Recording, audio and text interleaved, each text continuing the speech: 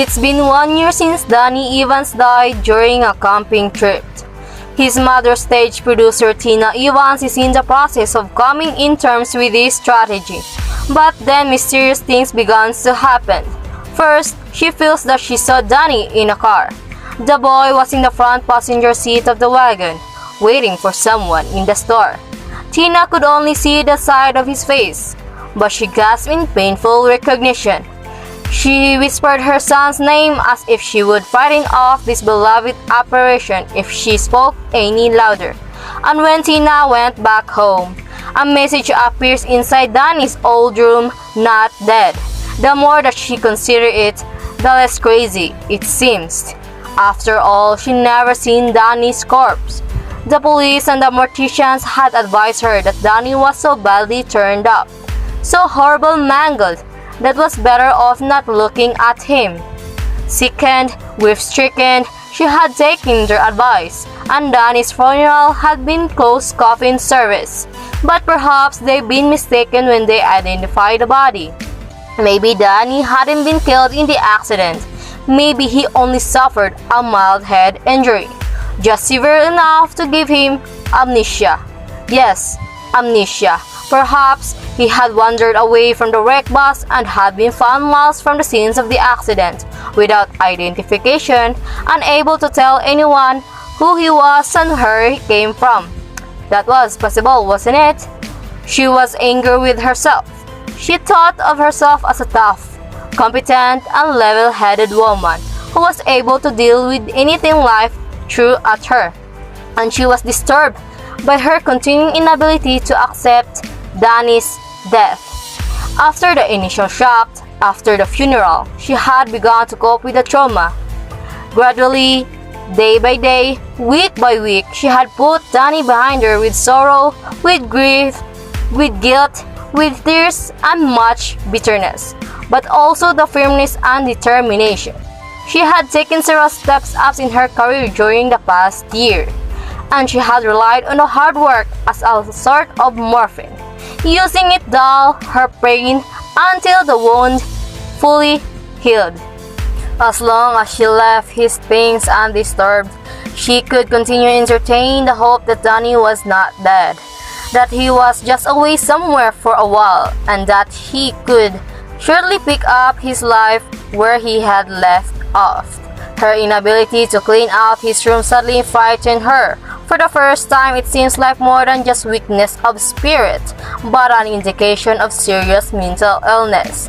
She had left the dead rest in peace. If she was ever to stop dreaming about the boy, if she were to get control of her grief, she must begin her recovery here, in this room, by conquering her irrational need to perceive his possession in this situation. Her denial was as resolute as it was rational. Again, she was possessed by the haunting feeling that her child was alive. Time should have put even more distance between her and the anguish, but instead, the passing days were bringing her around full circles in her grief. Meanwhile, she meets Elion Stryker, a lawyer who previously worked for Army Intelligence. Tina was nevertheless aware of Elliot Stryker's reaction to her. He made no great show of being more than ordinary interest in her, but the attraction between she held for him was evident in his eyes. Beneath his cordial, witty, slightly cool exterior, his secret response was that healthy male animal, and her awareness of it was more instinctual than intellectual, like a mare's response to the stallion's first faint stirrings of desire. This is the instant attraction between the two. However, Tina stared at the chalkboard, thought of the two words that had been printed there, and anger swelled in her. In her mind, the two words burned white on black: "Not dead."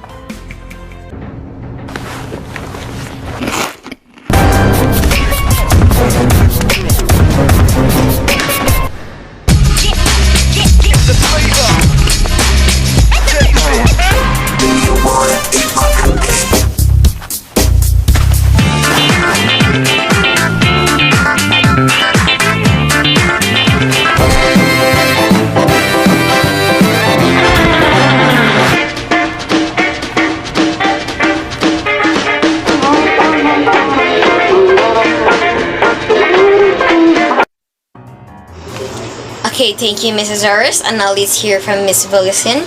Miss Villasin, can you please give us some update?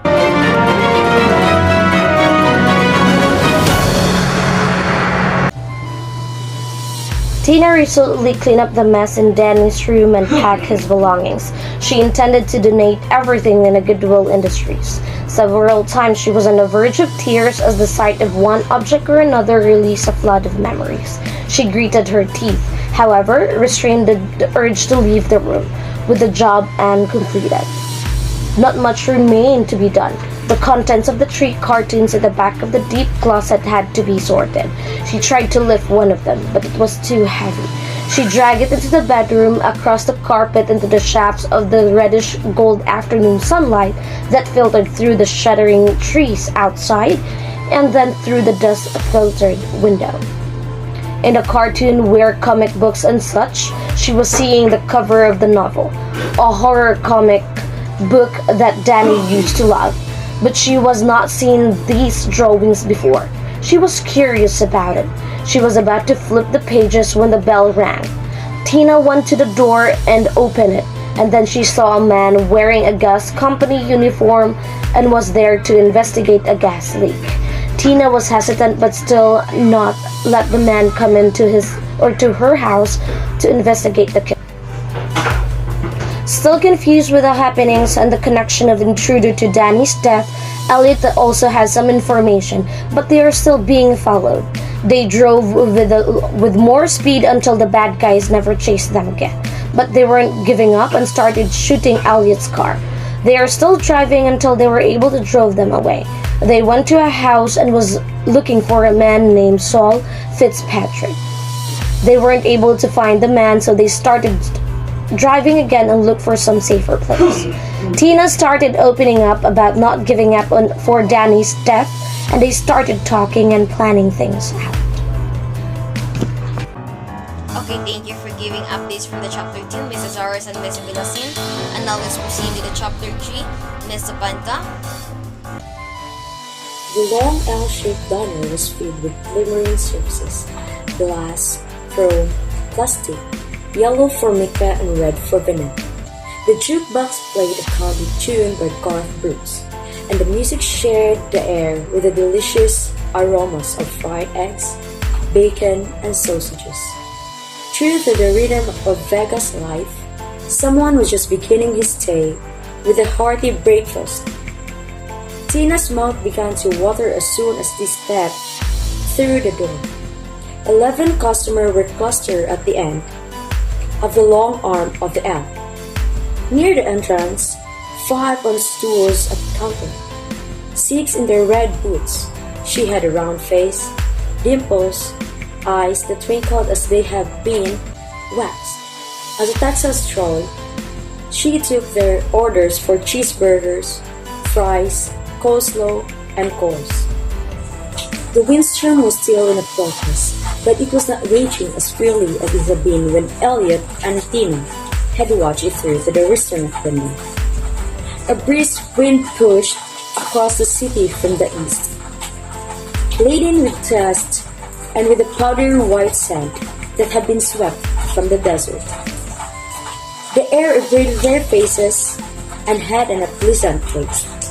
A tremendous sense of peace, of reassurance, came over me in the diner, just before you finally managed to shut off the jukebox. It wasn't just for inner feeling of peace, but it came from outside of me, like a wave, and I know it. They're blaming the leak of one their own and someone from Project Pandora.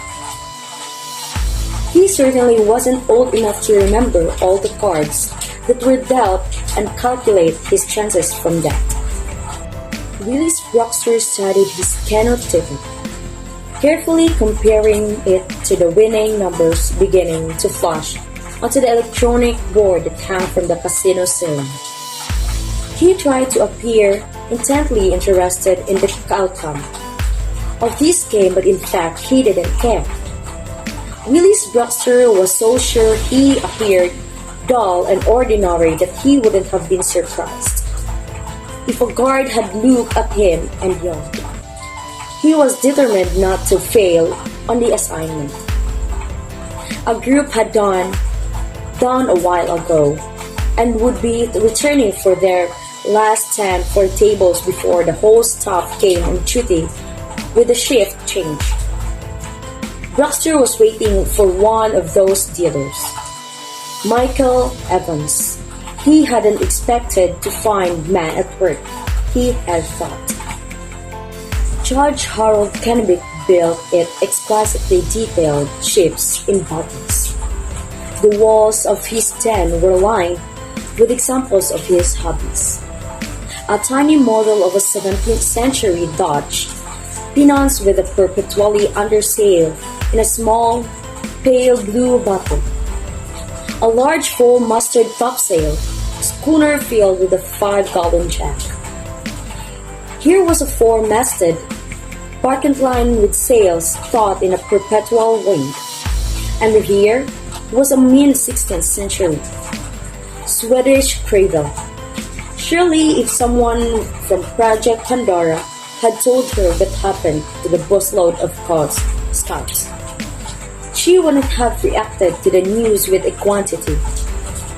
There was one element of coincidence involved, but not all the coincidence was meaningful. In Reno, which is billed itself as the biggest little city in the world, the temperature hovered at 21 degrees above zero as midnight approached. Above the lights, the cast of frosty glow on the airport parking lot. The heavily shrouded sky was moonless, starless, perfectly black. Snow flurries were dancing on a changeable wind.